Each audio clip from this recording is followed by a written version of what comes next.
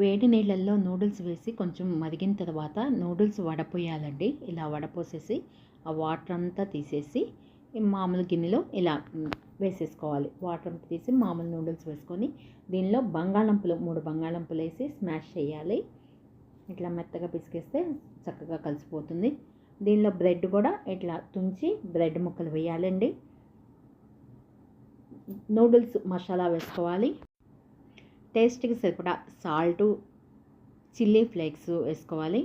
అలాగే పచ్చిమిర్చి, కొత్తిమీర, పుదీనాకు మొత్తం వేసుకోవాలండి.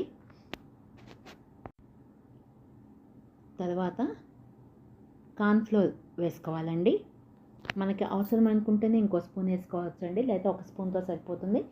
3 బ్రెడ్ ముక్కలు వేస్తాము, ఇవన్నీ వేసుకుంటాం కాబట్టి సరిపోతుంది. తడి లేకుండా ఉంటే సరిపోతుంది. తడిగా ఉంటే ఇంకొంచెం కార్న్ఫ్లోర్ వేసుకొని కలుపుకుంటే సరిపోతుంది.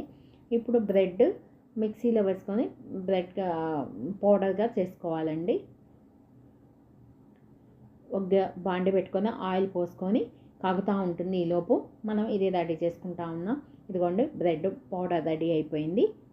ఇది ప్లేట్లోకి పోసుకోవాలి.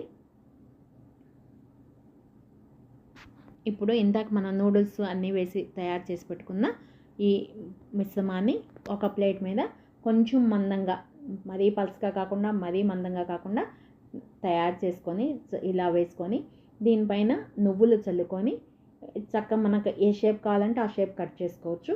నేను ఈ షేప్ కట్ చేస్తున్నాను, మీకు నచ్చిన షేప్ మీరు కట్ చేసుకోవచ్చు.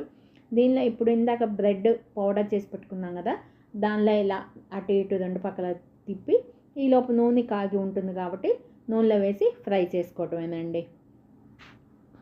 టేస్ట్ చాలా బాగుంటుందండి. ఎప్పుడు ఒకేలా కాకుండా నూడిల్స్ ఇలా వెరైటీగా కూడా చేసుకోవచ్చు.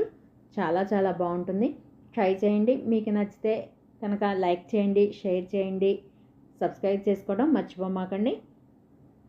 Thank you.